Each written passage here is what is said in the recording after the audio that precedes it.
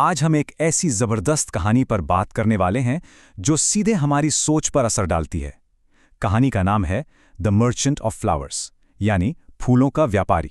सच बताऊं तो ये सिर्फ एक कहानी नहीं है, बल्कि एक डीप साइकोलॉजिकल मास्टर क्लास है। ये हमें बताती है कि कैसे हम अपने स्कार्सिटी माइंडसेट, यानी उस अभाव की मानसिकता से बाहर निकल सकते हैं, और सबसे खास बात, कैसे हमारी खुद की बनाई हुई पहचान ही हमारी तकदीर तय करती है। तो चलिए शुरू करते हैं।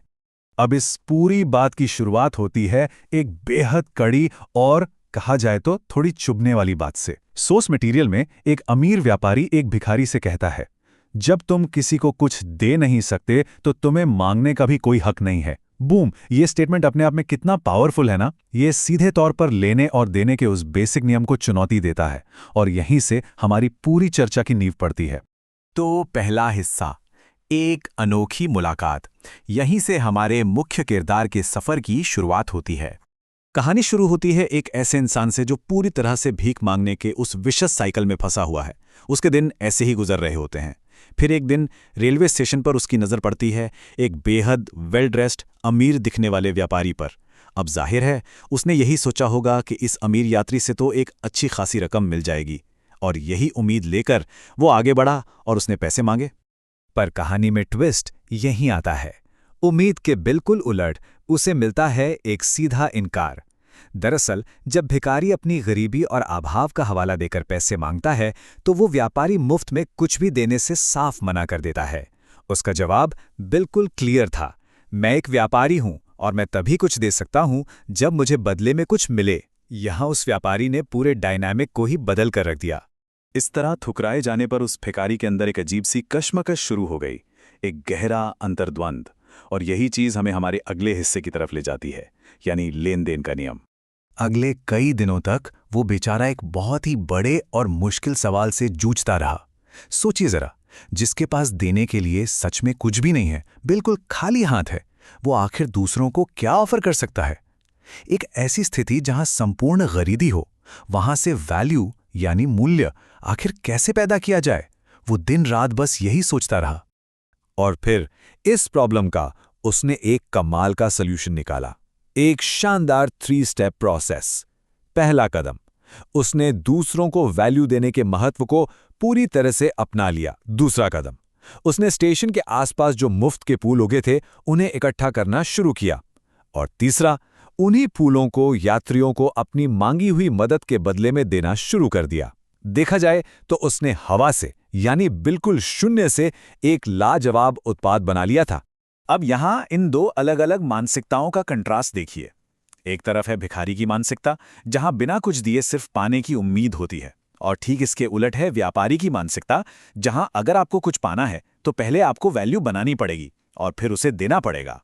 इस नए तरीके के नतीजे सच में चौंका देने वाले थे। पैटर्न बिल्कुल साफ था। जब तक वो फूल देता रहा, उसकी आमदनी काफी अच्छी रही। लेकिन जैसे ही उसके पास फूल खत्म हुए, पैसे मिलना तुरंत रुक गया, एकदम जीरो। इस एक छोटी सी डिटेल ने यह साबित कर दिया कि लोग असल में दान नहीं दे रहे थे, बल्कि उन फूलों की वैल्यू चुका रहे थे। एक बहुत ही बड़ा रियलाइजेशन। और यही रियलाइजेशन हमें इस पूरे डिस्कशन के सबसे टर्निंग पॉइंट पर ले आता है। एक ऐसा साइकोलॉजिकल मोड जिसे हम पहचान का बदलाव या आइडेंटिटी शिफ्ट कह सकते हैं। होता यह है कि कुछ दिनों बाद उन दोनों की स्टेशन पर दूसरी बार मुलाकात होती है, और इस बार सीन बिल्कुल अलग था। वो शख्स बहुत ही कॉन्फिडेंस के साथ उन फूलों के बदले उस व्यापारी से पैसे लेता है। एक सक्सेसफुल ट्रांजैक्शन। इस बदलाव को देखकर व्यापारी थोड़ा हैरान हुआ और उसने कहा, वाह, अब तुम भी मेरी ही तरह एक व्यापारी बन गए हो।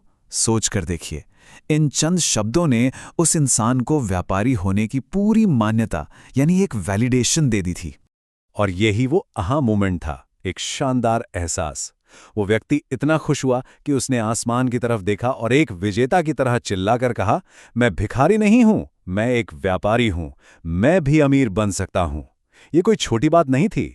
यहां उसने उस दिन अपनी पुरानी कमजोर पहचान के टुकड़े टुकड़े कर दिए थे और एक नई बेहद शक्तिशाली पहचान को हमेशा के लिए अपना लिया था। अगर हम इस पूरे सफर की टाइमलाइन को देखें तो पहले स्टेशन पर एक इनकार मिला, फिर फूलों के जरिए वो नया ज्ञान मिला, और अब हम सीधे 1 साल आगे 12 महीने आगे फास्ट फॉरवर्ड करते हैं, जहां एक बहुत ही रोचक मुलाकात होने वाली है। तो यहां से हमारा अगला हिस्सा शुरू होता है 1 साल बाद। देखते हैं कि इस आंतरिक बदलाव का असल दुनिया में क्या असर हुआ। 1 साल बाद किसी दूसरे शहर के सफर पर एक ट्रेन के अंदर 2 अमीर बहुत बढ़िया कपड़े पहने हुए लोग आपस में मिलते हैं। वो पहला व्यापारी अपने साथी को बिल्कुल नहीं पहचान पाता। तभी वो दूसरा शख्स मुस्कुराता है और अपना परिचय देता है और बताता है कि वो वही पुराना भिखारी है जो आज उस पूरे इलाके का एक बहुत बड़ा फूलों का व्यापारी बन चुका है। कमाल की बात है ना? वो नया व्यापारी उस ट्रेन में स्टेप बाय स्टेप बताता है कि आखिर उसने ये किया कैसे। पहला स्टेप, उसने ये रियलाइज किया कि लोग असल में फूल खरीद रहे थे, दान नहीं दे रहे थे। दूसरा स्टेप, स्टेशन से जो भी छोटा मोटा मुनाफा हुआ उसने उसे बचाना शुरू किया। तीसरा स्टेप, उस बचाए हुए पैसे को उसने थोक में यानी बल्क में फूल खरीदने के लिए रीइन्वेस्ट किया, और देखते ही देखते बिजनेस इतना बढ़ गया कि वो सबसे बड़ा व्यापारी बन गया। ये इस बात का सबसे बड़ा प्रूफ है कि अगर आपके अंदर की पहचान बदल जाए तो बाहरी सफलता आना तय है। चलिए, अब इस पूरे ट्रांसफॉर्मेशन को, इस बदलाव के कोर मैकेनिक्स को अपने आखिरी हिस्से में जमा करते हैं, सफलता की मानसिकता। ये सिर्फ एक बिजनेस स्ट्रैटेजी नहीं थी, दरअसल ये प्रकृति का एक अटल नियम है, द लॉ ऑफ नेचर। ये नियम कहता है कि हमें तभी कुछ मिलता है जब हम पहले कुछ देते हैं। और जैसा कि इस कहानी में साफ नजर आता है, ये पूरा ब्रह्मांड ठीक वही आईना दिखाता है जो पहचान हम खुद को देते हैं। जब उसने खुद पर विश्वास किया और खुद को एक व्यापारी समझा, तो दुनिया ने भी आगे बढ़कर उसे वैसा ही देखा। अब सबसे खास बात, ये सिद्धांत सिर्फ बिजनेस या पैसे कमाने तक ही सीमित नहीं है। ये नियम हमारी जिंदगी के हर एक हिस्से पर लागू होता है, चाहे वो हमारे आपसी रिश्ते हों, हमारा करियर हो या हमारी खुद की सेल्फ डेवलपमेंट हो। अगर हम दुनिया के सबसे सफल लोगों को देखें तो वो सिर्फ लेने पर फोकस नहीं करते, वो पहले देने की, वैल्यू प्रोवाइड करने की एक सॉलिड आदत बनाते हैं। सच कहा गया है, हमारी सोच ही हमारी तकदीर बनाती है। मौके यानी अपॉर्चुनिटीज हमेशा हमारे आसपास घूम रहे होते हैं, ठीक उन स्टेशन के फूलों की तरह। अवसर छुपे नहीं होते, बल्कि हमें खुद उन्हें देखने का, उन्हें पहचानने का नजरिया विकसित करना पड़ता है। तो अब आखिर में सवाल ये उठता है, चुनाव हमारा है। क्या हम खुद को एक कमजोर पहचान की उस छोटी सी जेल में बंद रखना चाहेंगे जहां हमारी दुनिया बिल्कुल सीमित होकर रह जाती है, या फिर हम एक ऐसी शक्तिशाली, एक ऐसी काबिल मानसिकता को अपनाएंगे जो सफलता के लिए पूरे ब्रह्मांड को हमारे साथ मिलकर काम करने पर मजबूर कर दे? इस सेशन को यहां पूरा करते हुए मैं आप सबके सामने एक आखिरी सवाल छोड़ना चाहता हूं। सोचिए जरा, हमारी सोच की ऐसी कौन सी सीमाएं हैं, ऐसी कौन सी बाउंड्रीज हैं जहां हम बिना किसी वजह के खुद अपनी ही सफलता को रोके रखते हैं? इन अदृश्य मानसिक रुकावटों, इन इनविजिबल बैरियर्स के बारे में जरूर सोचिए, जो किसी को भी अपनी असली ताकत पाने से रोकती हैं। आज के इस कमाल के सफर में साथ जुड़ने के लिए बहुत बहुत धन्यवाद।